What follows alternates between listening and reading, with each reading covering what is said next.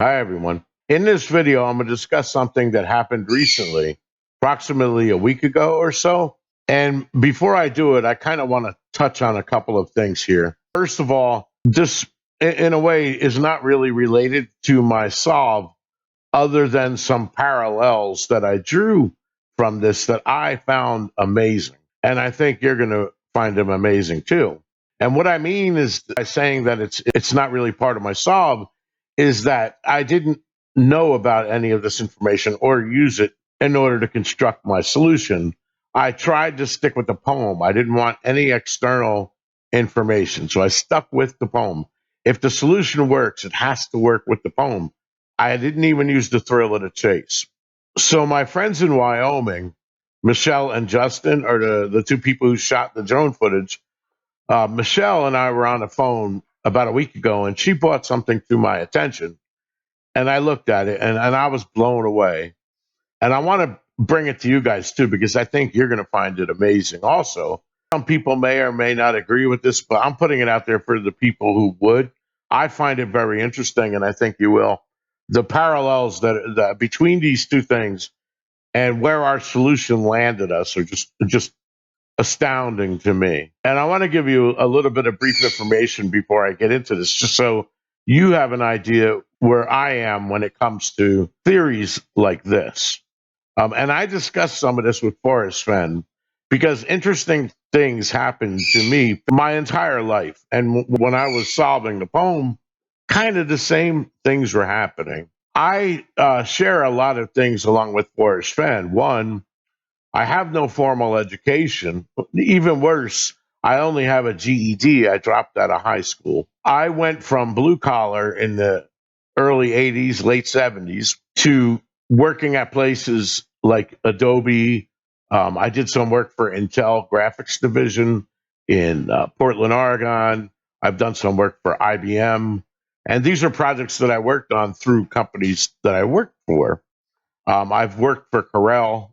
I mean, just a whole lot of companies. I also did some work for Sanyo Electronics, and they have some patents that were made based on the work that I did. One of the interesting things about me and about my career, and I don't really know what to attribute it to, but I have this strange ability to analyze something and come up with thoughts really fast that take me in a direction to solve a problem quickly. And the only thing that I can attribute it to is stuff that I've read about before. And I want to show you a couple of things. The first one is, and I'll link all of these in the description below, is a guy named Robert Proctor. And he did a video called Developing Your Imagination back in 2015. And this video is amazing. It's only 7 minutes long. I really, really suggest that you watch this.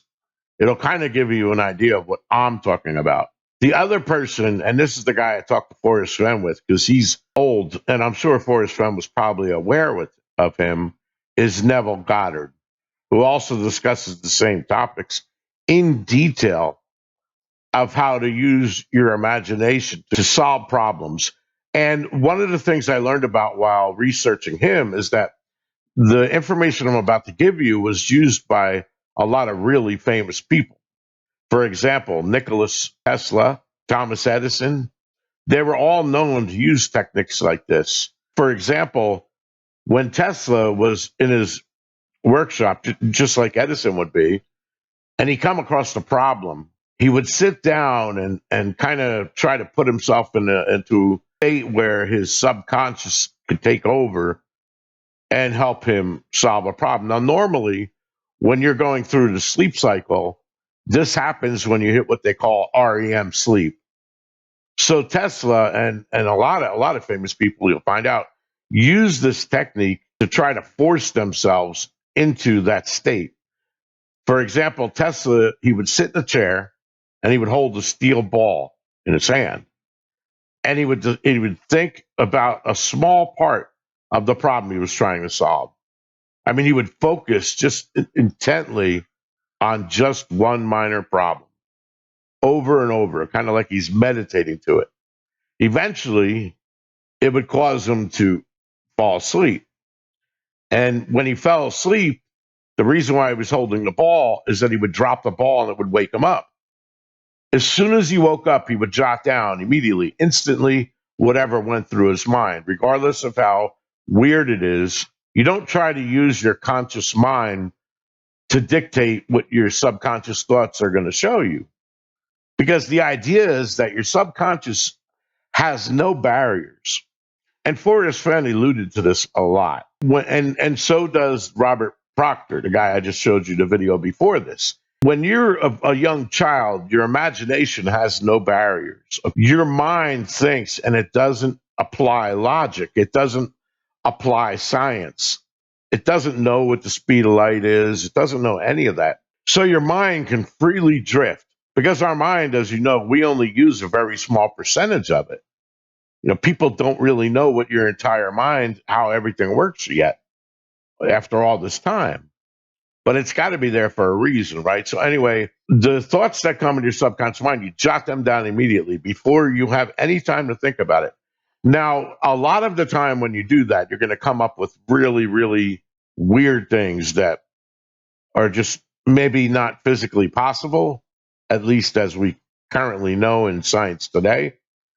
And you might rule them out because now you're consciously evaluating what your subconscious brought forward. As we grow older, like Forrest Fenn said, when you go to school, they start teaching you logic and they teach you how to analyze things, and that starts creating barriers in your mind. For example, if you're a physicist and you know we can't travel faster than the speed of light, when you're in a conscious thought and you're working on an algorithm or a formula or some kind of analysis, you're immediately going to rule out flying faster than the speed of sound because that's what the boundaries have set up. But what if you could exceed that and travel in time or whatever?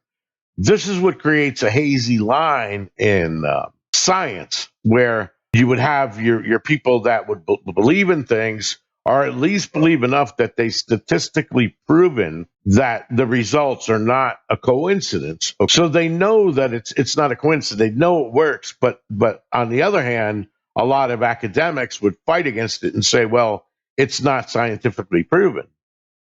But the issue is that they're setting up a barrier right there because a lot of scientists happen to believe that there's certain things that we have the ability to do and we simply don't understand it yet. And the result with that negative thinking is that you're kind of preventing yourself from evolution. So scientists, like I said, like Thomas Edison and Nikola Tesla, they knew enough that they wanted to avoid those barriers. And one of the ways you do that, there's a lot of ways. I mean, hypnosis, and then some people claim to be clairvoyant and ESP and so on and so forth. So there's a lot of different sciences around it. And of course, you have people that are speculative, and then you have people that are pro. I probably sit somewhere in the middle because let's face it, there's a lot of things that we just don't understand. I believe that's because we haven't evolved enough in order to understand it. Our minds are not capable. Kind of like I was discussing it. If somebody was living in a 2D world, they would never see people that were living in 3D. But occasionally, you would appear as a slice through the plane that they're viewing, and that would cause odd things to happen. Like you think they're traveling in time, or you think they're traveling at a high rates of speed, but really they're not. You just can't comprehend what's going on. So this is all kind of like that. I've always had like a weird ability, and I can't nail it down. I'm certainly not an expert at any of the stuff I'm discussing as far as remote viewing and the science behind what I'm about to tell you. There are experts out there. I'm not one. I took kind of a crash course this week to kind of at least get up to the point where I can describe it somewhat that you would understand it. Throughout my life, I always had this thing on my shoulder that because remember, I was working with highly educated people. I mean, master's degree, PhD. So I was constantly surrounded by really educated people. And I kind of pushed myself to perform at their level. So when we left work, they would go home and just go about their business. I would go home and study. Okay. And I think that really helped keep me on the edge. But I've always had this strange ability to take a problem that I had and kind of do what Tesla does, and I would think about it. And then over a few days of doing that, I would come to a realization that would help me solve that problem. And I proved it over and over. I mean, just to give you a couple of examples, in the 90s, I did some work through a company I had for Sanyo Electronics. And we were working on digital video, streaming it over the network. This is long before they had YouTube and the World Wide Web didn't even exist. And we were doing internet streaming back then. And it wasn't like you could learn that by just going online and Googling it, because there was no Google. It was really hard. You had to either go to college campuses or stick with groups of people that knew what they were talking about. And then you had to go to the library and really read. And then you had to go and do the work and put the theory to the test. So I would be sleeping at night when I had a problem. One of the problems we had was back then, they didn't have what they call AV drives. So in our nonlinear editing system, I had to worry about a lot of mechanical things. For example, the speed of the drive. When you're recording video for professional use, you can't just drop a frame. It doesn't work. They need every frame to be there. Everything is time stamped with a time code and everything. But there's a lot of problems that happen on the back end. And I was creating essentially device drivers and communicating with the hardware engineer that made our hardware, and I was doing the software. And one of the things that hard drives do, for example, is they do a thermal recalibration, because as the head is moving across the disk and bouncing around and the disk is spinning, the head grows by very, very tiny, minute amounts due to the heat that builds up. And that makes the drive kind of inaccurate. So every once in a while, especially like in the 80s and 90s, you would hear a hard drive go click, click, click, click, click, click, click, click. What it was doing is called the thermal recalibration. So the head would set itself to several points and recalibrate. And it would kind of do that every now and then. And when it happens, the drive kind of disconnects from the bus. So you have no idea that that's happening. But the thing is, if you're currently writing data to the drive when that occurs, that's time critical. And ours was very time critical because I was dealing with video. When you're dealing with NTSC video signal, it takes approximately 64 nanoseconds to draw one line on the screen. And of course, it draws 480 lines down, but it does so interlace. So I don't really want to get into the technology. But the thing is, when the beam on the television goes back to the top, they have what's called an overscan area. And in that overscan is roughly 10 scan lines of data that you don't see on TV. And that happens during the vertical blanking period, they call it. So if it's 64 nanoseconds per scan line, it gave me a time of 640 nanoseconds before I had to start writing the next frame. Otherwise, I would lose it. And what they did with AV drives essentially has a built-in buffer. So when the drive does the thermal recalibration, you can still keep writing to it because it buffers the data.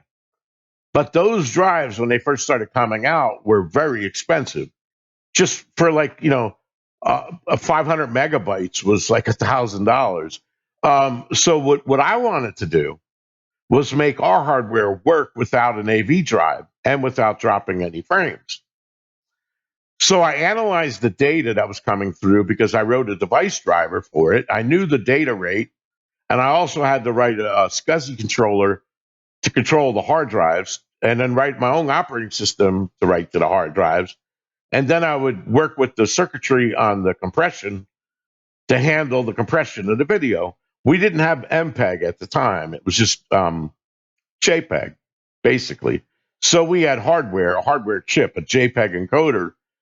And that JPEG encoder takes a certain amount of cycles in order to program it for the next video field in order to set what they call the Q tables for the JPEG compression. when I was doing that, I had to use an oscilloscope because you have to be that accurate. And I had to measure how long it was taking me to communicate over the bus. And then I would subtract that by the 640 nanoseconds. And that was the amount of time that I needed to reprogram all the circuitry. And it's not a matter of, maybe it works or maybe it don't. I had to write it all in assembly language. It was time critical code. So I had that problem. I'm like, so how am I going to avoid the thermal recal?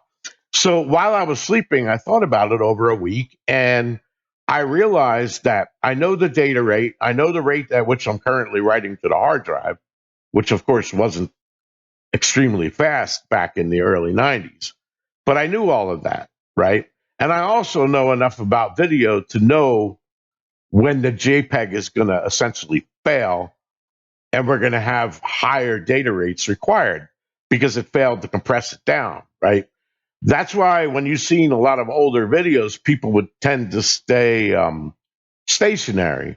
And then you use, of course, the green screen, and then behind you is pretty much going to compress up really good because it's almost a solid color if you have good lighting. The only time the compression would fail is when you had a lot of noise or a lot of contrast. For example, when you're panning the camera, because every pixel on the screen changes. So the delta or the difference from frame to frame is going to be changing on almost every single pixel. So it's going to fail and it's going to start generating larger compressed frames, which means I'm going to need more throughput on the drive.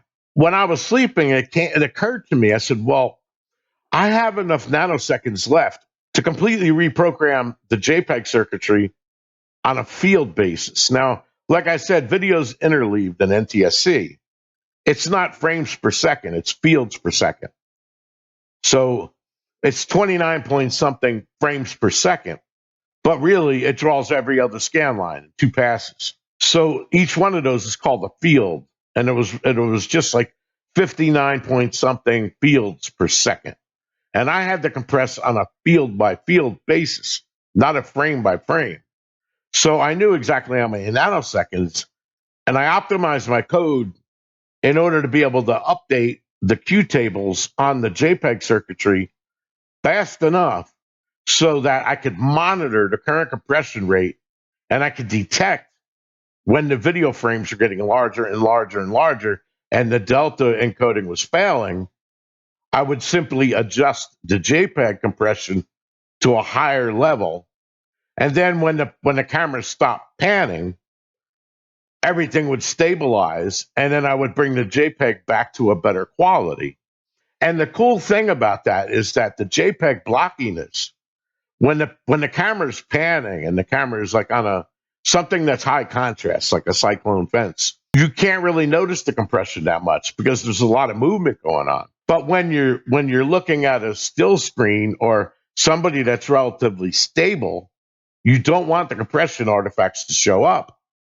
And back in that point in time, when you were encoding video for nonlinear editing, there was no MPEG. So what you had to do is you had to pick a quality setting. So you had anywhere from like 0, which is really high compression, but the video would look like crap.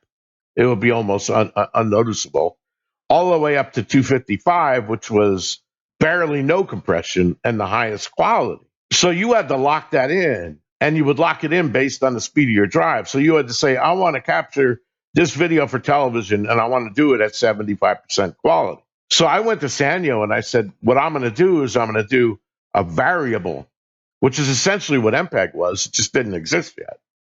MPEG essentially is like JPEG, but the quality keeps track of the deltas, and it ups and down, it goes up and down, up and down.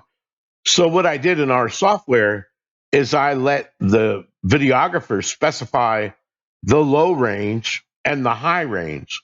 And I would do whatever I could to keep that video as high as possible for the best optimal quality. And I would only lower it at times when the drive went to a thermal recalibration, for example. And that enabled me to to use hard drives that didn't have buffers on them. So the buffer that we had on our circuitry was enough. So we could sell not only our product cheaper, but you had other large companies like Avid, for example, and Pixar, and they were working with really high-end systems, but they didn't have the same technology we had, even though their systems cost millions of dollars. And boy, I just want to tell you something funny about that. I went to Las Vegas to the NAB show, the National Association of Broadcasters, in the 90s because Sanyo sent me and the hardware engineer to run the booth. And it's funny because I have no customer service experience. I'm kind of too brutally honest, let's say. And it was funny because these engineers would come along from Avid and Pixar, and the engineers knew what I was talking about, but the customers and the video engineers, like the union guys that work in the editing booths that charge $100 an hour to edit a producer's work. So a producer can't really focus on the production. Instead, the producer needs to do the editing in his office and then go and sit, and they pay an engineer to sit there, and he does the editing based on what the director's telling him to do. And the way we looked at it was, how about if we come up with hardware that only costs $5,000 and we go to somebody in the industry like Fox and we say, here, buy 1,000 of these boards and give them to all your directors and let them do all the directing based on our footage and our code. And then they write out what's called an EDL, an edit decision list. And then you take that list along with the master tapes and you bring it into the engineering office, and then you give it to the guy, and it only takes him like a half hour to assemble the TV show or documentary or whatever. Because the director was able to do all this in the comfort of his chair. And meanwhile, they save a ton of money because you didn't have to pay an overpaid engineer to sit in the booth for 6 hours, multiple days to edit the show. And I was saying that in the booth. And it was funny because Ted Turner and I didn't know him. He was standing there near me from Turner Broadcasting, Ted Turner's nephew, not Ted Turner. And he was there with a guy from AT&T. And they were listening to me, and they busted out laughing because the engineers came there, and they walked up to when they tried to put us down. They're like, so is it RS 178 compliant? And I'm like, yeah, it is. And then I'm like, except unlike the stuff that you do, we're doing it the proper way. So I kind of like insulting this guy that's a video editor, and the AT&T guy busted out laughing. And I told him, I'm not really concerned with what you're concerned about. I'm concerned about doing my job. Now the engineers from Abbott and everything knew what I was talking about. And I'm going to tell you something else about our hardware. They have something called time-based correction. And what they do with all the video equipment back then is they have a house sync signal. And all of the devices are synced like clockwork, so they all operate in the same time frame. All of that expensive $1 million worth of equipment relies on house sync. We didn't rely on it. I mean, obviously, if you unplug the video camera, we would drop frames because there's no video source. However, you could plug it back in and I would pick up where we left off. It wouldn't just crash. So when the Pixar and the guy from Avid were there, I kind of got brash and I said, hey, I'll tell you what. And I reached underneath our cabinet and I did just what I said. I pulled out the plug. While I was recording, I pulled it out. And I showed him there's no house sync. I showed him, I pulled the curtains back and I said, there's no house sync going on. And I said, I unplugged it. And then I plugged it back in and started recording again. These guys that thought they were cool basically just clammed up and walked away from the booth because they had no answer. I told them, I said, now here's the deal. I looked at my watch. I said, I'm going on a break in about 10 minutes. So I'm going to come over to your Avid booth. I'm going to go behind your booth and unplug your time-based corrector. Let me see how your $1 million system performs when I remove the house sync. And let me see if I can plug it back in and it picks up where it left off. Obviously, they didn't take me up on the challenge. They walked away. So Ted Turner's nephew, or whoever he was, and the AT&T guy walked up, and we started talking. And I told him, I said, I know what pisses those guys off. They're engineers in a video booth. They're making big bucks, and they get nervous about products like ours because basically it means they're going to make less money. Because I could put the power in the hands of a producer for $5,000, and I could completely eliminate that engineer's job. And the guy from AT&T told me, he goes like, hell, he laughed. He said, what do you think's happening with us when we're coming up with the computer technology? We don't need telephone operators anymore. And it's the same thing, and the unions are fighting it. So I told Ted Turner, I said, look, here's my card. How about you go out and, buy 10,000 of these cards? They're only $5,000. I said, don't require any exceptional hardware. And I said, it is RS-178 compliant. You can broadcast our signal. All of the technology was in place. And I said, if you still want to use your $1 million system, that's fine. I'll generate an EDL. And the quality at that point then wouldn't matter in our system, even though it's good.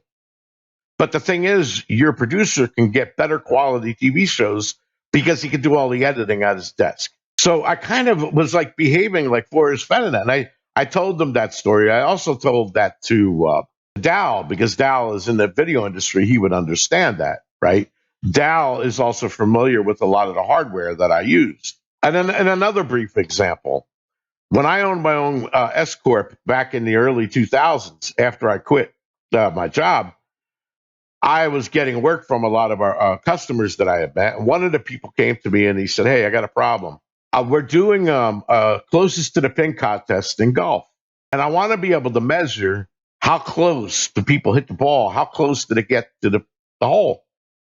And then whoever gets the closest, they win money. So, but we have to be able to do it without ripping up the golf course. And he goes, if we could do this, I could sell it to thousands of golf courses that do closest to the pin contest. So he looked at it. Me and the same engineer that did the video work looked at it. We said, we got a solution for you after a couple of days. And what we used was we basically took 2 cameras that you would mount on the tree, and then we used radio waves to broadcast to the clubhouse in real time. And then I triangulate the position of where the ball is, right?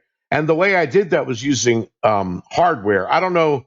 I did some work in the security industry in Vegas, and they use hardware to trigger an alarm when somebody steps through the field of view of a camera. And the way they do that is you can actually draw a mask on the camera so that like you can allow for cars to drive by or weird things to happen without constantly triggering an alarm. So I said, how about if I use that and then I take it and I make a mask of where the hole is, and then I detect the golf ball moving through our planes of view, and then I use math to figure out how close that ball is to the hole. And it worked. It worked. I actually got it working. All right. So this guy starts doing it. And then we went to the hardware people whom we knew in California, and they decided to be honest with you, pricks about it, right? They upped the cost of the hardware. So I went back to the drawing board and I eliminated their hardware completely because I knew enough from my video experience and how encoding works, decoding, and the math behind finding objects on a moving video and isolating them. And I was able to write the code part in assembly language and part in like C or C++, higher level language. And I was able to do it without the hardware. So basically, we gave them the virtual New Jersey salute, I call it, the virtual middle finger, and said, bye-bye, we don't need your hardware anymore. We do it with software.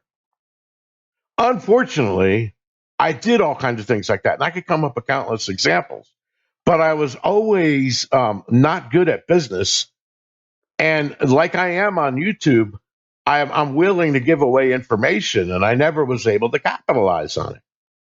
So all of that stuff I told you, I didn't own the rights. Sandy owned the rights. And with the golf thing, I didn't own the rights to that. They owned the rights to that, right? And that just happened countless times to me. And I know how to invent and create easily. I can solve problems. But I believe that I kind of have the ability that these guys are talking about. It's just that I never understood it. I don't know why it works. I never had any training in it. It just happens. I don't know if I'm one of the fortunate ones or everybody could do this. I don't know. But there's a lot of parallels. Now let me get back to where how all of that impacts this. So about a week ago, Michelle from the Michelle Justin team, that's Justin's wife, they're the ones that did all the drone footage. We were talking on the phone, and she told me about this guy named Kiwi Joe. And she goes, "You really got to get his books." And I got a link to his books here because that was part of the deal I arranged with him when he gave me permission to use some of the information from his books that I'm about to show you. He's from Australia. He was born in New Zealand. The information, what he does is known as remote viewing. And there's a .org you can go to read about it. It's called irva.org. And basically, remote viewing, in layman's term, it's a learned skill that harnesses a psychic ability that everybody has. And in layman terms, it's having the ability to describe or have visions of an area that something occurred or something is without you having to know that position and without ever having been there. And there's quite a few people besides Joe. You got Edwin May, you got Larry Dossey. Edwin May has to do with what they call the Stargate program. And he has a book out called Anomalous Cognition, Remote Viewing Research and Theory. And Larry Dossey has a book out called Power of Premonitions. Well, Kiwi Joe is prominent in the field, and he does a lot of work. And basically, he's trained using the same approach that the other people got trained. So he's been doing it for like 20 years. He's extremely talented. And you could find his books, like I said, right at this link. I'm going to leave it below. It's Kiwi Joe's Remote Viewed series. It's 4 books. 2 of those books are about Forrest Fenn. The other one is about cryptocurrency and predictions. And I mean, it's just really interesting stuff. You know, I don't want to steal his thunder. I want you to go there and look at the books. I purchased them. I think this whole series, all 4 of them, were only $15 total. Something like that on Amazon. And they also sell them in other places. So the screenshots that I'm going to show you are copyrighted by Kiwi Joe. He owns the rights to that. He gave me permission to use a couple of sketches. I believe I took 4 of them. And also, he gave me permission to use some of his text. But it wasn't, I don't really want to do that because if I do it, I'm not going to be able to show you enough to give you the full context. It would take it too far away. And it's bad enough that I'm kind of explaining what he does, and I am in no way an expert in this field. I only been researching it for a few days, and of course I read his books.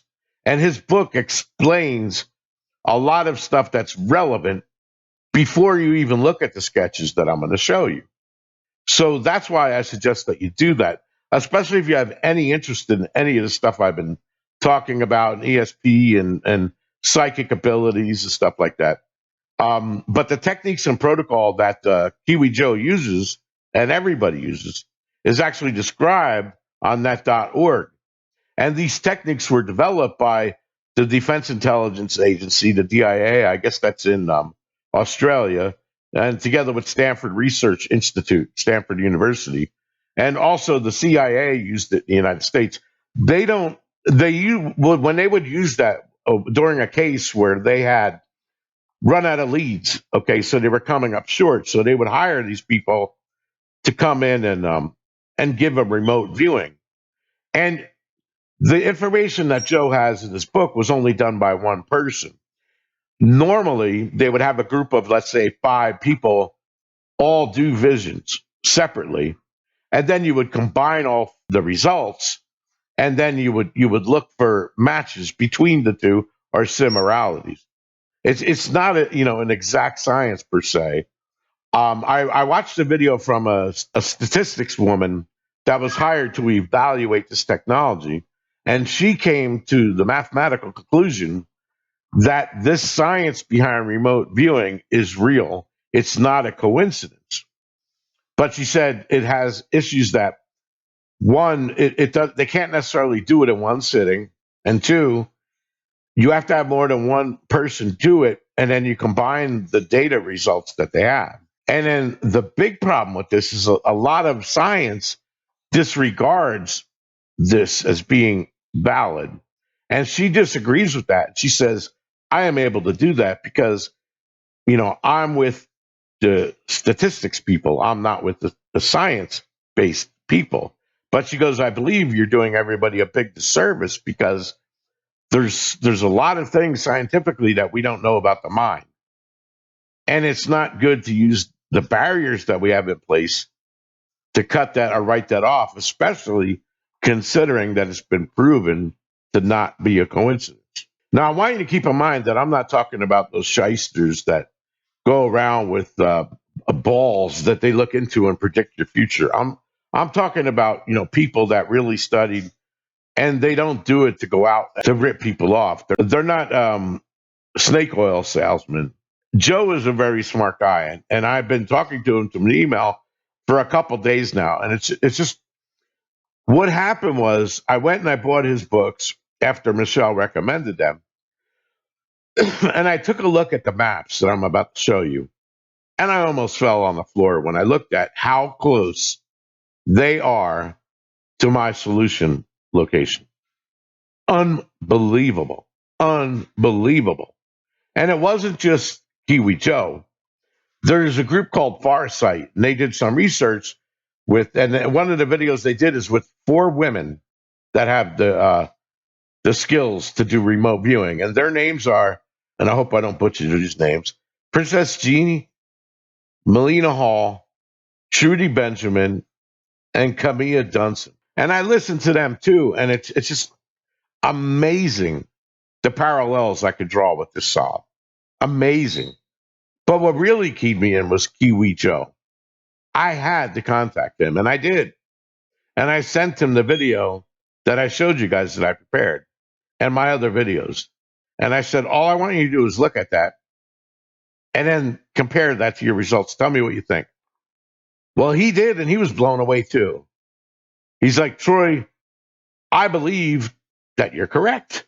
He goes, and he said that the location that you show in that drone footage and the boots on the ground video is almost identical to what were in my vision, in addition to those 4 women, right? And then he went on to even tell me that he said, I have some stuff that I didn't mention in some of my videos.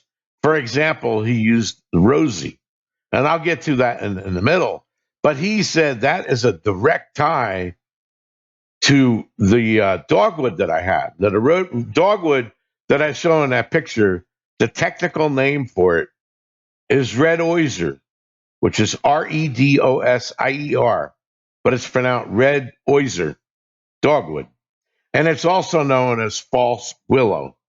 So it's a false willow tree. They have the distinctive spade-shaped leaves, purple plum colored shafts, and the stems are normally green. And this is interesting, unless it gets access to a lot of sun, in which case they turn red.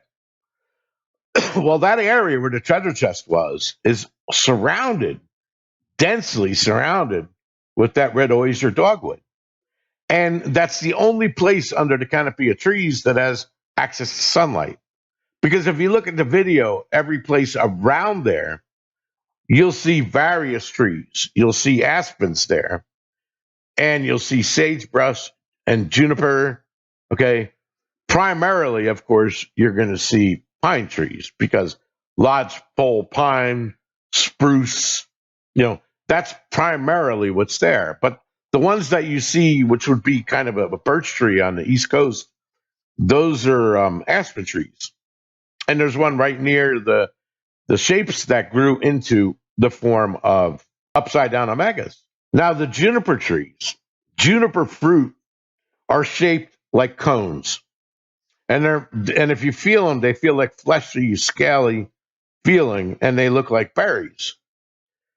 They're green the first year, and the second year, as they bloom after that, they become blue, purple, or black when ripe the second year. And the bark is a darker, more reddish brown than the red osier dogwood. And another interesting thing about the red osier dogwood is that they were used in primitive crafting, even probably back to the Stone Age. They were primarily used to make bows and arrow shafts. And the berries themselves have medicinal purposes. I'm not going to get into all that stuff here because I'm certainly not an expert on it. But it is just amazing stuff. And the stuff that I'm showing you got to remember that the people that did these visions did not have a location. And the time when Kiwi Joe did his investigation was after he was approached in 2018 by a client that was seeking information for the treasure hunt. But the client didn't necessarily give him the details. You're not supposed to do that. He wanted him, Joe, to provide an analysis. And Joe did. He did so in 2019, I think April of 2019, back for his client.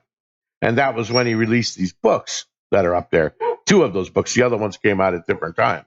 It's interesting stuff. And one other thing I kind of want to mention that Joe kind of he discusses this in his book. The stuff that I'm showing you are what they call the sketches are STs, okay? But there's different types. And I don't want to butcher the way it actually works, so I'm gonna try to like explain it briefly. What the remote viewer does is that they spend like a half hour, 20 minutes meditating to clear their mind. And then somebody that is directing them would tell them, they would send them to a position. Now, not a physical, like they're not going to say, I'm sending you to the mountains or I'm sending you to this coordinate. In fact, they would use random numbers. And that's the numbers that you will see that usually they show you in the beginning when you watch online where people are doing a remote viewing. So everything is based on those random numbers. And what they do is while they're meditating, they quickly put them at that spot. And then they write down, kind of like Tesla would, they draw something, okay? And I forgot what the terminology is called, but they draw different symbols, okay? Like a straight line might be flat land, or they may draw like a caret, an up, a point that points upward to represent a mountain. They'll draw something that looks like an lowercase L written in cursive that represents a subject or a human being, kind of like stuff like that. And the reason why they use symbols is because you want to be very fast. You don't want they want they want to draw what they were seeing in their subconscious mind before their conscious mind takes over and tries to put their thoughts, because and when they mention things in these drawings in their analysis STs, don't think of them as maps. Those are very quick sketches that they've made. And then you have the other analysis that they make where they're trying to visualize themselves, let's say 10 miles above the location, 1,000 feet above it, looking at it from the north, looking at it from the south and the west. Those sketches are kind of like an area, but they're really focusing on small things. And they don't want to think of it this way. You want to describe it with adjectives. You don't want to use any nouns. For example, they don't want to say, I see a pen. That's too high level, and they got a word for that. Instead of that, what they want to do is focus on the adjective. I see a cylindrical shape, and it's kind of heavy. It feels metallic, and they have a whole different things. They have temperatures, surface types, a whole bunch of variables, and they go in for a split second, view it, and then come out and write down what the subconscious thought. Those are the quick STs. And then they analyze that across a group of people and the sketches that they made of the areas, and they try to come up with something that resembles it. Now, remember that this is a psychic ability. So when they're looking at things, like I said, they're not looking at it as a standpoint that you might think that somebody went in there with a Kodak camera and took a picture. So some of the stuff that they draw may be something that has a high energy influence in the area that could throw them off. That's why they say that only there's like 60 or 70% of what they say, each one says is right. And then you combine all that together and then you analyze the entire result. So keep that in mind. And that's another reason why I highly suggest you buy Kiwi Joe's books, because he explains that in detail way better than I can, because he's the expert. I'm not the expert. He is. So let me show you a couple of things based on what I just explained to you. And I think you're going to find this very interesting.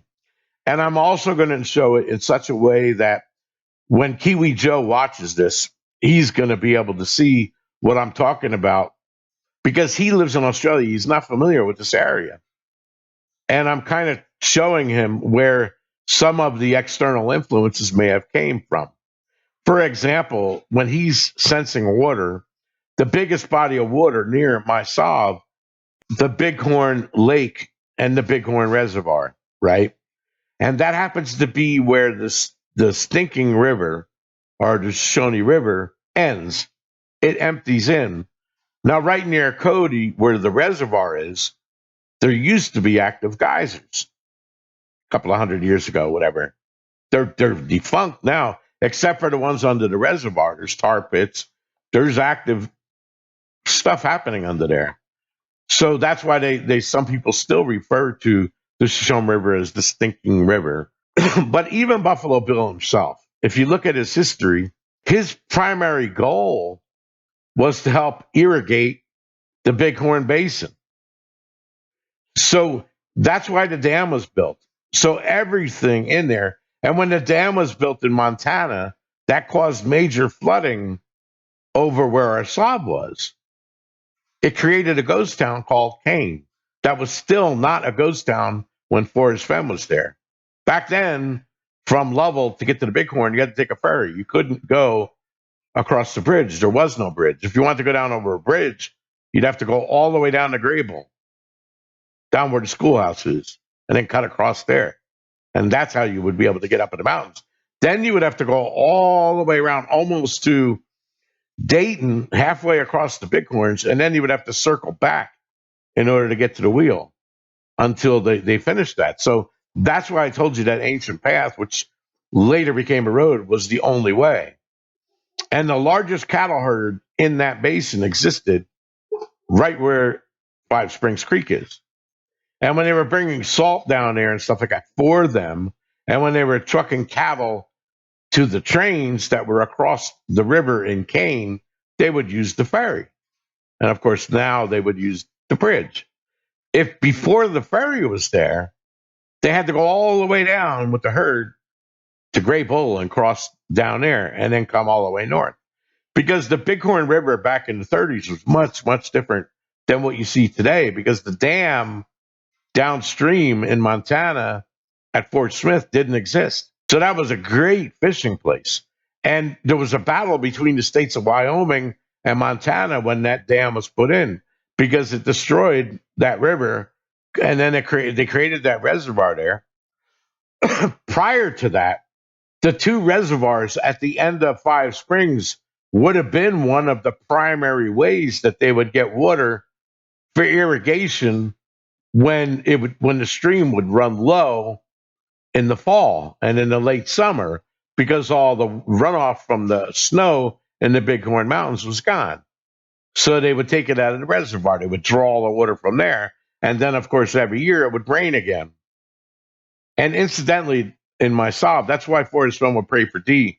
The Fomalhaut star is actually used to detect, back in the ancient days, to detect when the Nile River was going to flood. And the natives would pray to that star because it happened 28 days before solstice when it sits. And what they would do is they would pray for a healthy crop year because they wanted the rains to come and generate healthy crops and the medicines and all the other stuff that they needed. So after Fomalhaut would rise 28 days before, Rigel would rise 2 days before the solstice. And then you go stand at the Ecarn, you would see the sunrise at solstice. And then 28 days after solstice, Rigel would rise. And then 28 days after that, Sirius would rise. And then when you stand at the sea cairn on the day of the solstice and look across the center of it, just like you did at the E cairn, you could watch the sun set during solstice.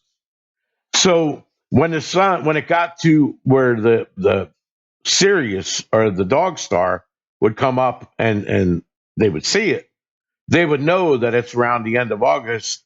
It's time to get out of the mountains. So the Indians would leave the mountain and seek shelter lower. And then they would come back in May, and the same cycle would happen. They would pray for the rains, the decairn, and so on. And that's basically the way it works. And like I said, you can learn all this stuff on site. But anyway, that's what I mean when I say there's a lot of water there. And not to mention the fact that right above in the sky from the if you were to use a sextant or just sit in the wheel and look across the decairn straight ahead, straight above that cairn, like I said, is Fomalhaut. But right above Fomalhaut is Aquarius. And the mythology of Aquarius is spilling water down into Fomalhaut's mouth, which, of course, when we relate that down to Earth, it's spilling it into the Bighorn Basin. So and that would also explain the darkness that some of these people seen and the whiteness, because you're monitoring the stars there. Some of them referred to clouds. Well, what's the name of the peak in the Bighorn Mountains? I mean, it's cloud peak 13,000 something feet. And then one of them referred to Indians and drew them. And she said, I think it's a place where natives inhabit. She drew them standing in a circle around a fire. Then another one went and actually drew what appears to be natives at a campground. Pretty much described the campsite where the solve is. But wait till you see these images. And the other thing is, remember, along that ancient trail, that was the only way to get to the wheel. One of the things that Kiwi Joe said to me is that at first he had visions that the trail went completely through the canyon. It does and it doesn't. See, what I told Joe, and I'm going to show him that now, the trail that leads to the campsite continues. And it goes around. Now it's a hiking trail, but it used to be where they would walk, and it takes you to the other side of the canyon. And then it goes and wraps around the mountain and takes you to the wheel. That's how they used to get to the wheel. And 1,000 years before that, they would be able to walk a straight line and go up. And I showed you guys that in the earlier video I did. So it does. That trail goes right past the other side of the canyon. Technically, it's not a box canyon. Five Springs Canyon at the falls is just the canyon that to date, now maybe thousands of years ago, it wasn't like this. But to date, due to erosion and wind erosion and the water, that big waterfalls is 200 feet. You couldn't make that. You couldn't walk that because you would kill yourself. And the other thing I wanted to say is that when we're talking about heat being released, there's something else special about the Bighorn area. If you look at the caldera in Yellowstone, the hot area, I forgot what it's called, but the actual volcano is huge. It goes all the way to the Bighorns. It goes all the way down to Du Bois. In fact, some scientists are speculating that the next eruption is going to happen farther south than Yellowstone. It's going to happen near the Grand Tetons, right? But that boiling lava, okay, is what pushed up the Bighorn Mountains. Now, the Bighorn Mountains have something going for them that Yellowstone doesn't have. If you look at the terrain that's described by Kiwi Joe and the other remote viewers, it's almost, you know how the ground is made of layers beneath the ground, right? So if you dug a hole, you can essentially go back in time because you could see the ground layers before all the erosion happened. So, I mean, you would have to dig a tremendous hole, but you go back millions of years, right? Billions of years, actually. Well, what's special about the Bighorn Mountains is that everything sunk down in Yellowstone and it pushed out in a big radius and it created the mountains around there, including the Absaroka Mountains and the Bighorns. And the basin used to be 75 million years ago was an ocean, and California was an island. That's why they could find, and this is interesting too, because one of the people that's in remote view drew palm trees of all things. Well, there are fossils in the Bighorn Basin of palm trees and alligators and all of that because the Earth crust sits on the core that floats. And 75 million years ago, the hole that currently sits where Yellowstone is was down in Arizona, and it moves slowly, very slowly over millions of years to the northeast. 75 million years from now, it's going to be in Canada. And of course, by then, who knows what's going to happen because there is a hot spot. But what happened is it pushed that mountain up. And if you look at the terrain, the bighorns are like a mountain that pushed up out of the ground, but the layers are not from your foot down. They're tilted on their side. So when you're walking on top of the bighorns, you are walking on top of rock that is 13 billion years old. 13 billion years older that is sitting at the base of the Bighorn Mountains in the basin. 13 billion would it be, not million, billion. And that's a huge difference from Yellowstone. Yellowstone has mountains and they're beautiful. But what differentiates the Bighorn are the fact that it's not only a mountain, but it's almost flipping upside down over on itself. The ground is pushed up to such an extent that it curved 90 degrees up, and you could see the layers. That's what causes all the rock slides and the jagged, sharp inclinations that these visions showed. You don't really have that anywhere else, except for maybe I think the Wind River Range is like that too. You could see the ground pushed up and turned over. So let me show you what I'm talking about now and some of Kiwi Joe's sketches. You're going to love this stuff. Whether or not you believe it, again, keep in mind it doesn't have anything to do with the solution. What I'm trying to do is show you that at the same time I was coming up with the solution and solving the poem, these remote viewers were coming up with maps that I never seen, and they never seen my work because I'm just showing it to you now. And when we both looked at it, we were like, oh my God, because they're essentially describing the same area I show.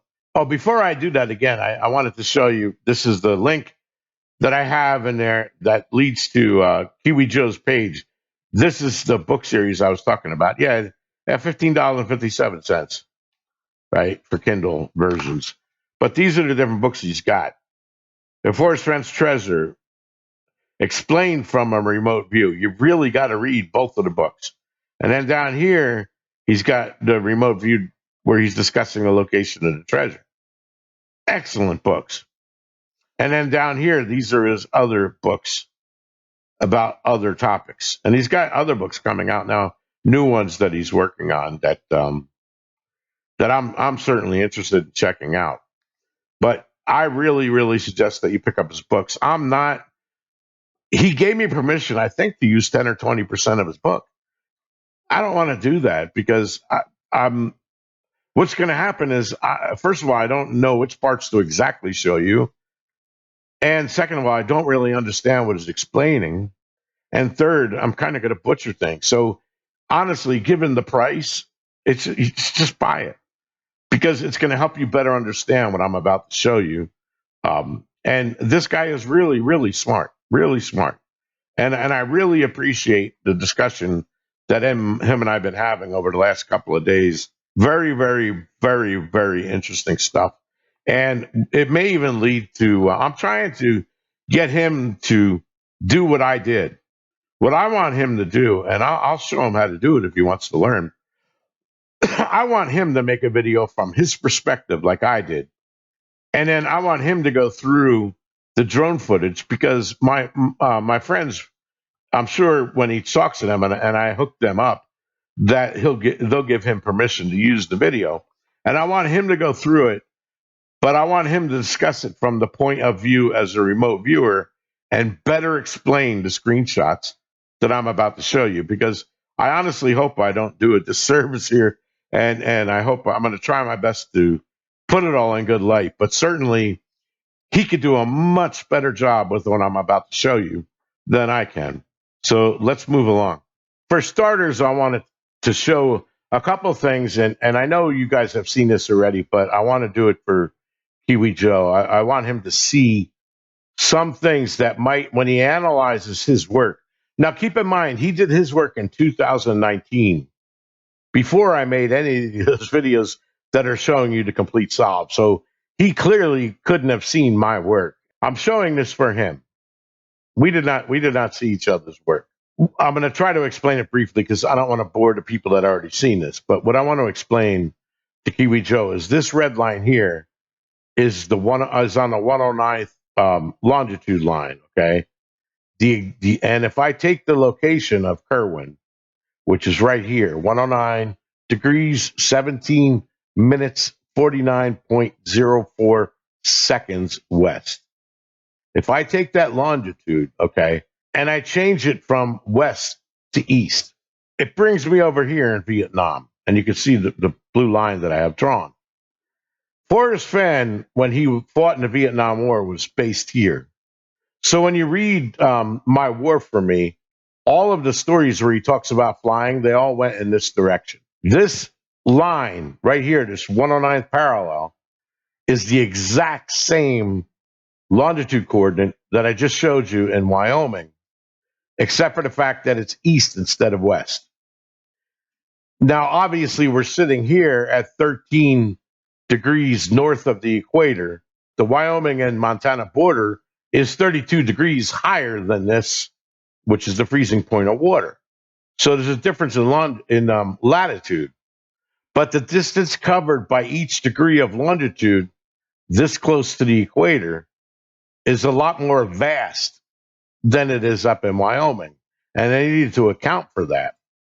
So although I never found the chest, and I showed people this before, Forrest Fenn seen my video about Vietnam and him, and he congratulated me on my research, because what I did was I found out where the French graves were and where the waterfall was.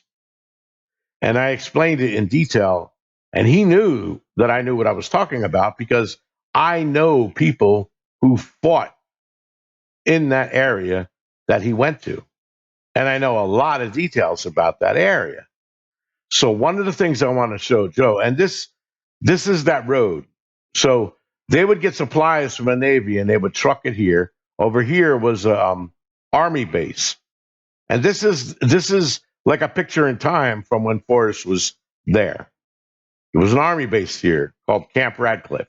And this was a major supply route from here to here. Not only was this a major supply route in Vietnam War, but it was a major supply route during the French Indochina War. And what happened was a group called Mobile Group 100 was ambushed right here. Okay. A day later, they surrendered and lost the war, the French Indochina War. They lost it. 1,600 men died in one day. A day later, the war was over. They knew that this was a major supply route, so they got ambushed. The Frenchmen came from this town. They were fighting over here. This base didn't exist back in the Indochina War. That was during Vietnam. But they were fighting over here, and then they were issued orders to pull back and go home. While they were coming back, the Vietnamese came in from above and waited, and they ambushed them around this, right at this point. There's actually a monument there dedicated to them. Okay. Now, when they died, due to superstitions and the beliefs that the South Vietnamese had, they took all of the bodies out of a populated area and they put them all up here. This red line is a trail system that goes through up there, but they put the bodies all in graves up here. Okay. This, during Fenn's time, You know how I was discussing the way radios work and radar and radomes? Well, they had, obviously, we don't own Vietnam. So there are no radio beacons and stuff for the pilots to use. So what they did is they set up a temporary station here, and there's an acronym for it. I forgot what that acronym is. But this was a radio tower that would help navigate planes like Forrest Fenn. And I even know people that had to go up there to do maintenance on that. They would come up this road here and go over and do maintenance on it. Some of them were there before Forrest was in the war. But what happened was in Vietnam War, when Forrest Fenn came in, he was he came in while we had an invasion where the war was actually happening in Vietnam. The Vietnam people were attacking the American people and the Vietnamese people in South Vietnam right along this road, and we were almost ambushed. We almost repeated history from the 1950s in the late 1960s and had suffered a big loss here. This brown line is a rough. The Ho Chi Minh Trail is like wide, and it goes all the way up and all the way down. This purple line is the demilitarized zone. So North Vietnam is up here. Forrest was shot down way up here. He was doing bombing runs up here, and this and all along the Ho Chi Minh Trail. But this was under heavy battle at the time when Forrest Fenn went there in that helicopter.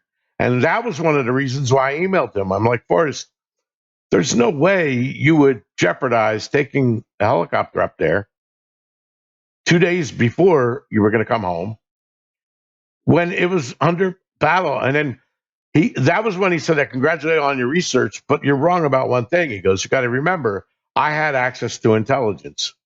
I knew where the current hotspots were. So I didn't go in a time that would have put anybody at any more risk anywhere else, considering the war that was going on, right? And he wanted to see that place because every time he flew over it, it was under his left wing, and he always prayed that he would always come back and see it. What I want to show Kiwi Joe is here. Okay, let me tilt this down so you can kind of see what's going on here. The French were ambushed over here. This road, of course, is a dirt road. It's QL19, but it was known right from here to here is Mang Yang Passage. These are the Mang Yang Mountains, right? This is the Mang Yang Cemetery, right? So the French graves, 1,600 men were buried up here at the top of the peak. They were buried in a standing position, and they were all facing west towards France, all right? But what I want to show you, this road, just keep it in your mind and just look at how it cuts through the canyon. All right. And keep in mind that's called Mang Yang Passage. He told us that he mentioned an umbilical cord. He was tied to things. And he always mentioned, if you read anything, read My War for Me. That's because My War for Me happened here along this longitude. Now let's go back over to Kerwin. When we look at Kerwin, like I said, here's the center of Kerwin. That's the exact point of longitude. Matches exactly where his base was. If you read the stories in his book that happened in Yellowstone, they all happened. If I take that same flight, okay, from here, from the base in the same direction, where Mang Yang Pass would be over here, all of his stories are around this area, right? But remember, we're flying west, where the longitude is going to flip at the anti-meridian over to east, because we're talking about Vietnam, which is on eastern longitude, just like Australia is. So if you're going to flip the stories along by 90 degrees along the 109 and take that same flight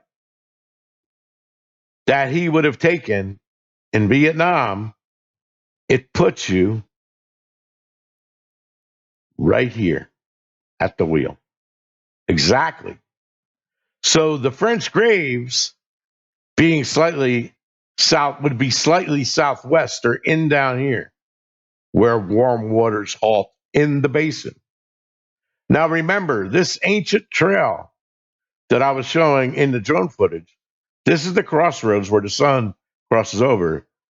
Forget about this yellow road. It didn't exist until 1965. So the ancients would take this trail from the crossroads of culture, called the crossroads of culture, and they'd follow it all the way up. They would seek shelter in here. There's the teepees.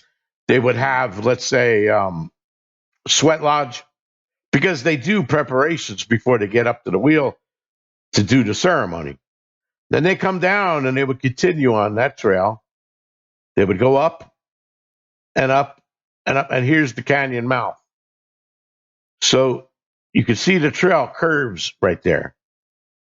Well, thousands of years ago, this trail used to go straight up here and straight to the wheel. If you look at it now, it's not possible, okay? Due to erosion, wind erosion and water erosion, over here, this is like 1,000 feet drop from the wheel, right? So what they ended up having to do 700 years ago with the Travis Trail is they would go this way and they would come around here and they would go up to the wheel here. There was nothing. This road here didn't exist yet.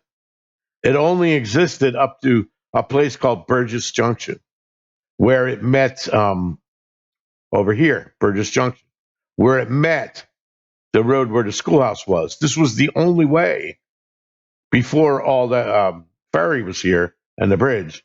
To get there, you'd have to go up here, and this road kept going this way. There was no road leading this way. They would follow the Indian trails, and that's how they would get there. And I just wanted to show them that. Now, as far as two mountain peaks,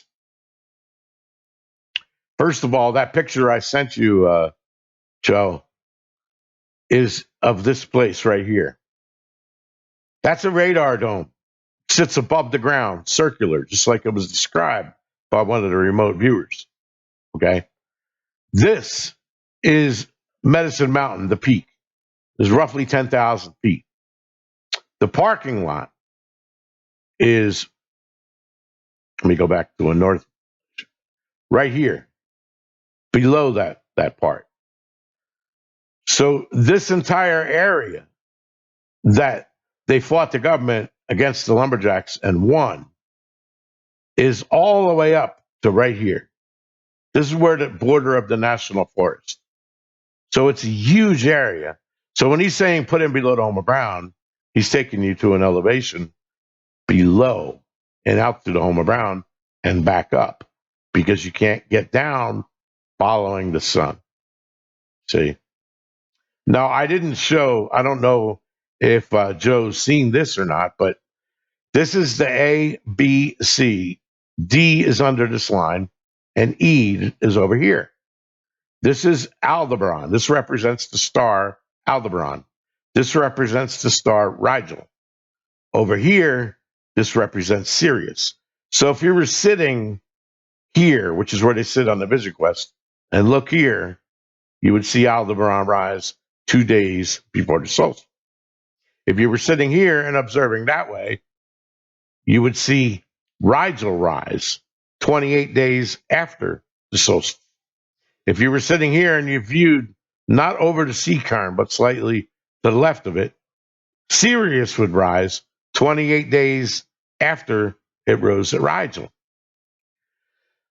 If you were sitting here observing the D cairn or Fomalhaut, this rises, this represents the water, and this rises 28 days or 30 days before the solstice. So when the Indians would see that star rise, just like the Greeks did on the Nile River, they would know that it's time to get prepared, because we're in spring and the summer is about to approach. Start planting your crops, pray for rain. Directly in the sky above this is where Aquarius sits, above Fomalhaut.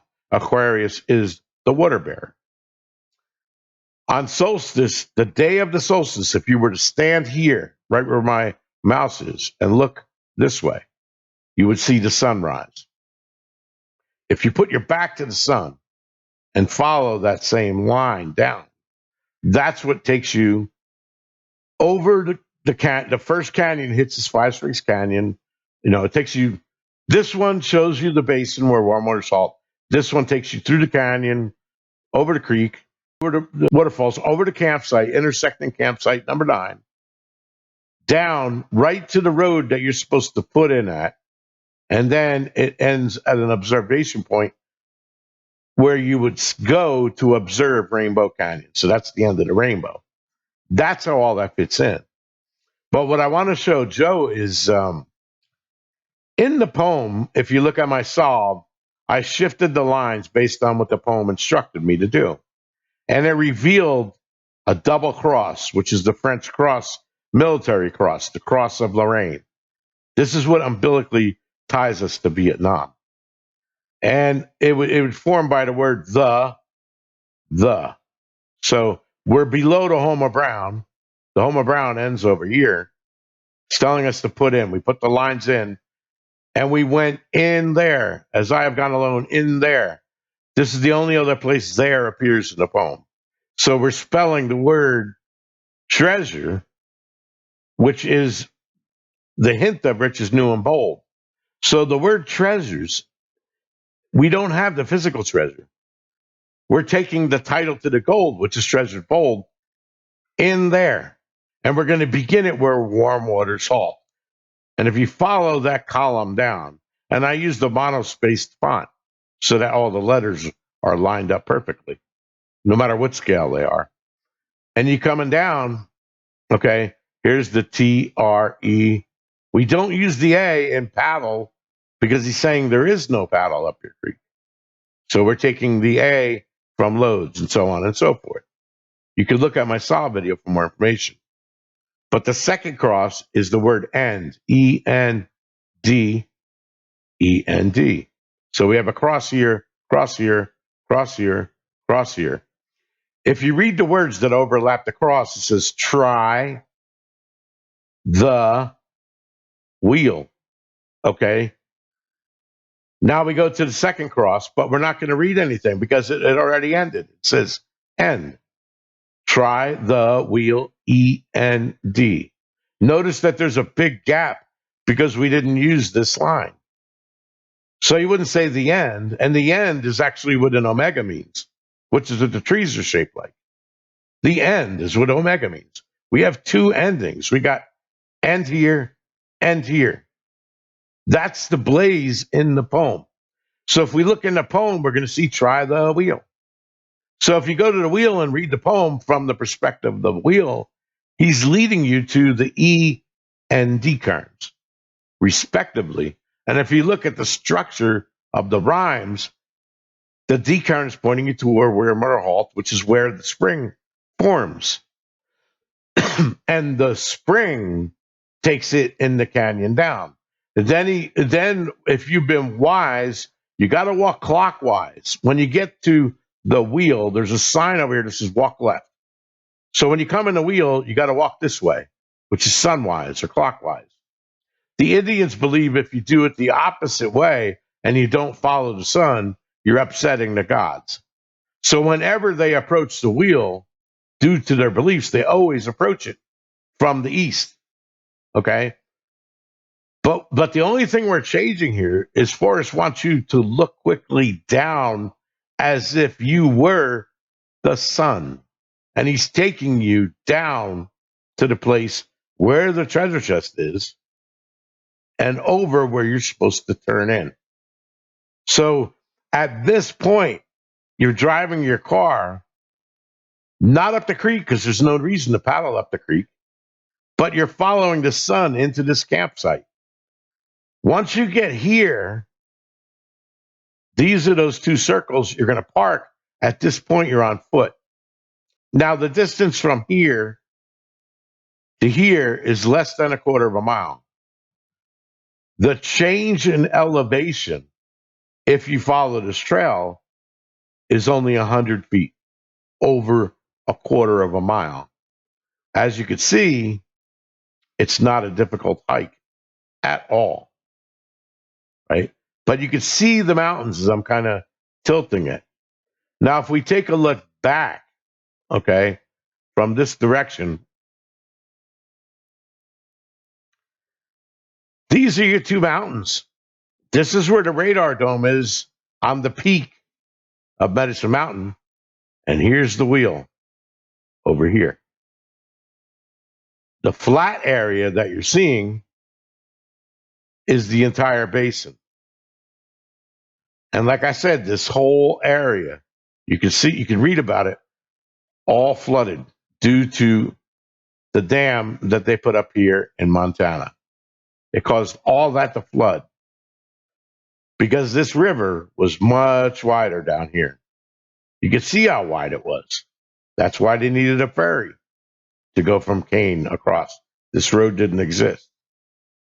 Now, that picture on page 99, if you were in level, okay, and then you're looking southwest like that picture, this is what he's talking about. This is that canyon, okay?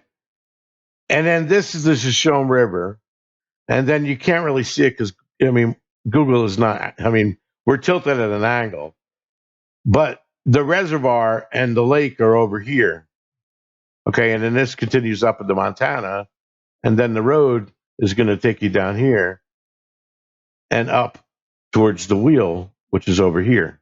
So this, again, from a little bit of a higher altitude, but you can see what I'm talking about again here. And of course, I have the rotated, so north is over here. But I'm at level and I'm looking in that direction. This is the primary canyon that takes you up to the wheel. So that's where it's pointing. And if you'll see, he drew a river in there. That would resemble, this is the Bighorn Lake over here, and this is the Bighorn Reservoir. This blue line is Five Springs Creek that spills into here. These are the two reservoirs where I have these yellow points. So that's where you would be pointing on that map on page 99, in my opinion. And for the most part, all of this stuff here is relatively flat. It's all around 5,000 feet. So this is kind of like, it's 90 degrees up in the air. These are jagged cliffs all over the place here, especially when you look in the drone footage and look down here, okay, where all that white is exposed all up in here. But anyway, I hope you guys like this. And Joe, I know you're going to watch this. I know if you have any questions, just don't hesitate to ask or give me a call. I gave you my number. I really wish that you would do something like this. I believe that your audience, your fans of your books, and people that are interested just in general of remote viewing are not only going to find my video interesting and my video that I did regarding the drone footage that I got from Justin and Michelle, but if you were to look at the drone footage like I did and then go through your pages, I believe that it would be very interesting to fans of yours.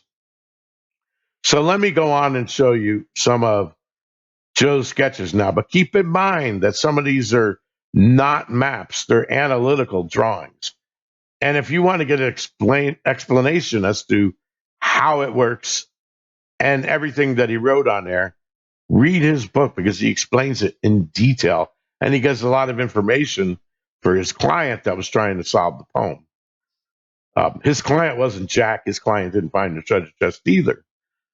But it's just amazing how the images I'm going to show you and what he described in his book, more importantly, it reflects this area to a T. Here's one of his drawings. And again, I don't really want to try to figure out, but he's 20,000 feet above the chest. If you see, he says, way in deep. He believed that the final location of the treasure chest would be in a crevice, in a deep canyon. You can see his arrow pointing up here to two peaks. This would actually be the basin where warm waters halt. And it's interesting to me that he has the word pass here, pass. And down here's the date that he did, and he's talking about inlets. If I flipped everything around, this would be where Five Springs Creek comes and enters the Bighorn River. But I forgot to show something. Let me show you now. What I forgot to show you, Joe, is this new road that they made, Alt 14. Remember, that's the new road. The old road was the same name, okay, but it's defunct now. It's only called Five Springs Campground Road. Its only use is to go to here or here because the paving ends here and there's a fence there and you can't go up this part. It's only for hiking. Same thing here. This is a fire road, fire service road. It's blocked. You can't bring any motorized vehicles up here. But what I want to show you is this road. It's called Medicine Wheel Passage. Now, remember what I just showed you in Vietnam, right? We got the place where he landed with the helicopter, and here's the equivalent to Mang Yang Pass. Here is the same road, Medicine Wheel Pass, on the same flight, except the only difference is we're flying easterly. And I think you'll find that interesting. Again, this is the way to go to the wheel, Medicine Wheel Passage, Mang Yang Pass. Very interesting, too. And for other people, I know I showed this in one of my videos. You see this outline here? Okay. I'm tracing it now with my mouse. But that outline, roughly, obviously it's not going to be exact. But if you look at this white here, well, if you go and take the frog, and you know what frog I'm talking about, and scale it proportionally, it's important. Don't stretch it. Scale it proportionally. And the way you could do that in Google Earth is you got to hold the shift key because you don't want to stretch it. You got to do it proportionally. Scale it down, cut it out, in Photoshop or whatever for the transparency, and you will find that that frog fits perfectly here with his nose pointing where warm water salt and the feet are down here. And the treasure chest is right around the center of the frog, me in the middle. So back to the drawings. You could pause these screens, by the way, so you see it better. Here's another picture. He's saying this is, I can't really read all of that. This is why I'm saying that it would be cool if Joe did a video from his perspective and then jump from these screenshots and then shows portions of the video where he thinks things might have lined up. But look where he's talking about blinded above. Okay. I think that's what that says. And then he's talking about, obviously this is not a golf course. There's no fairway, but I kind of see this as the Bighorn Basin. And he's talking about huge, as you'll see in a minute, elevation changes. Okay. He's essentially describing it perfectly, in my opinion, that where the treasure chest would be. It's eerie. It's eerie. It really is. And if you look, and this is only a couple of his screenshots. If you've seen the other ones, you'll be blown away. Here's another one. And this again is where he's mentioning high incline. High incline. Look at what he drew here. Rock faces. So he's got the rocks that be white, right? And he's talking about all kinds of shadows and white, a lot of contrast in the area. And then what he drew here, it's just interesting. And like I said, you're never going to see something exact. This is not meant to be a map. This is an analytical drawing that he did. If you want to get an explanation of what he's doing, you see these lines that he drew here, and you'll see occasionally the arrow shapes are lowercase l's and these symbols. They all have a meaning, and he describes it there. I'm not going to go into that because I don't understand it all. I'm still learning it. But I just find just looking at the images, and especially because I know what a lot of it means by reading his text, I'm just blown away. Here's another one, and these are the random numbers I was talking about. Notice how he's talking about light source. Um, this, I think, is the page number. When they do an analysis, they do like 20 pages, and they do over and over and over.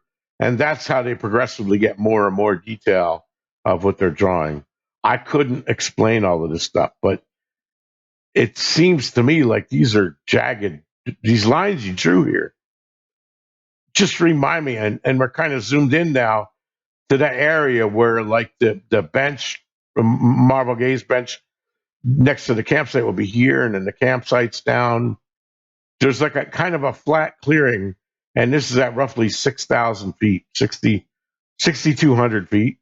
It's almost at the end of the trail that takes you to the waterfalls, which would be somewhere over here. This just seems frighteningly similar to me. And it's interesting too that he mentioned spread, shatter. It looks like, and in plates, plated surface. I don't know what he means, but to me, that's what I was talking about before. The plates are the layers of Earth. Normally, when you're on the ground, let's say this was a ground, you dig down and you'll see layers of, and as you go down deeper, each layer is a different year. Well, when you have a volcano or something, it curves all the layers up. And this entire mountain ridge, essentially, you're looking at the layers bent 90 degrees straight in the air. And that defines what you put this, the plates coming up to the surface through the ground. That's why I said the rock on these edges is 13 billion years older than the stuff down at the surface. That's the end of the sketches. And I just want to show you two brief pages so you can take a look at some of the stuff he talked about in here that I seen that blew me away. Where he's talking about Rosie, the word Rosie. He had visions of some Rosie thing, and I believe that was a direct reference to the Rosie Dogwoods. And then he's talking about the nook here, where the chest is in the nook. And he's talking about it appearing twice. He could have been looking through the omega that's laying on its side. It's just debris and then plates and surface shattered, treated. I don't know what he means, but when they do these things, they don't use, like I said, they use adjectives. They're not trying to use nouns. He's never going to come out and say this looks like a creek, because a creek is a noun. He's going to describe how it feels. It feels wet, watery, and its motion is in this direction. Its temperature is this. I see smoke rising. Well, that could be the smoke rising from the fire pits at the campsite with the natives standing around it. So that's kind of the way they write, And so here, coarse, crumbly, flaky, earthy, oily, deep, enclosed. All the stuff that he's mentioning describes that area. So anyway, guys, that was it. I wanted to show you those screenshots, but really, really, really, really, you should go read his book. And I'm hoping, and I'm kind of also doing this because I hope that maybe Kiwi Joe does a video from his perspective, and he uses the same drone footage, because I found this amazing. And like I said, I don't really have any experience with remote viewing. I didn't use it when I did my solve. I'm not making claims that that's the case. All I'm saying is that the parallels between what he describes in his book and those screen shots, to me, is amazing. I know a lot of you guys are going to be interested in it because you like that kind of stuff, the suspense and psychic things, and stuff that really gets you thinking and wondering about our universe, and maybe even Street will like it, because it's talking about aliens. Maybe that's how we got this technology. I don't know. But what I am going to tell you, like I said, is I think after talking to Kiwi Cho outside of the book and just talking via email, the man is extremely smart, and he had a lot of suggestions for me, and in turn, I have a lot of suggestions for him. And I also discussed Amelia Earhart with him, perhaps Stevie Cooper. Okay, I also brought that up to him. I also discussed the Dutchman with him and told him about cases, and it'll be interesting. Who knows? Maybe we could form a collaboration and go over some of these things together because besides hearing me, you'll be hearing it from a psychic point of view where they would have it because nobody's solved these things, right? So you would look to sciences like that. And I certainly have no expertise in it. So I see, a lot of potential here. And I wanted to bring this to your attention. I think you're gonna like it. And I wanted to delay it because I wanted to make sure I had permission from Kiwi Cho. I'm not going to come out there and tell you something giving out sources. Well, first of all, Kiwi Joe is not really a source because he didn't solve the poem with me. He doesn't have anything to do with that. He is a source in that I'm using his work and it was just strikingly similar to mine. So we're trying to validate each other's work. He agrees with me. So it'd be interesting to see what he has to say about DB Cooper and other things like that, should we discuss it. Um, so I'm definitely open to that. I already mentioned that to him, and we're currently discussing possibilities of that happening. I don't know if it can. He's a pretty busy man, and due to the time differences of Australia. And by the way, Joe, a friend of mine and somebody else that views my channel, his name is Davy B. Davy B. He's from Australia. Uh, Maybe you guys someday could meet or something like that. But anyway, he's interested in Forrest Fenn. I don't know if he's interested in any of the psychic stuff and all of that. But I just thought I'd mention that because you guys are both from down under, and I just find all of this interesting, and I'm trying to bring you really good content here with really intelligent people because on my channel, I don't want to focus on drama and hearsay and lies. I would rather focus more on science and technique and bringing you really, really good content that is above and beyond anything that you're going to see on any other Fenn channel. That's always been my goal for years, even prior to my channel. All along the chase, I've always tried to communicate with the community and give them my analytical point of view and work on the solve. I was never interested in being a wanderer or just somebody that wanders the stream and is never going to solve the poem. I wanted to be a thinker and somebody that had the potential to actually solve it. This is one of the reasons why I had a lot of emails with Forrest Fenn. I discussed everything that I told you in this video, with the exception of Kiwi Joe, with Forrest Fenn. But I did discuss the technology that I show you that Bob Parker discusses in that video, and the other man where they're talking about how Nikolai Tesla. Those I'm sure that Forrest Fenn heard of that guy, and I actually asked Forrest if he believed in any of that stuff. That's how your imagination really works. I believe he did. He never answered me, but I believe he did because of his references to Einstein and just the way he operated. Forrest Fenn was kind of like I am, an analytical thinker guy. We are not formally educated, but in a way that works in our favor because we don't have the pre-existing boundaries that somebody that's college educated would have. So you still got to be extremely smart. Don't get me wrong. Um, you can't just go out there and daydream and come up with wild, crazy theories. You have to have some basis to them. But so you do have to understand the topics you discuss, like I did in this video when I was telling you about the video editing, for example. You can't just go. But you have to have the ability to throw those thoughts out of your mind when you're trying to use your subconscious to help solve a problem. And that's the reason why I wanted to bring this to your attention. So I hope you guys enjoyed this, and please click like, please subscribe. Please help me by passing this video around because I'm not in any groups. I don't really go in any forums. To be frank with you, on Forrest Fenn wise, I'm not allowed on most of the forums. Uh, but that's to their loss, and that's why I created my channel, because I want to bring you good information. I'm not going to bring you a bunch of garbage, and I'm not just bringing you here for drama and speculation and unnamed sources. I'm bringing you here to show you cool stuff, and I'm going to continue that process, like I said, with other things now that Forrest Fenn is over. But I wanted to show you this before I do my other Forrest Fenn hint videos because I want Kiwi Joe to see this and I wanted to get it out there as quick as I could. I just had to wait until I had his permission to use his stuff and his name and so on and so forth. So enjoy it. I'll talk to you all later. Peace.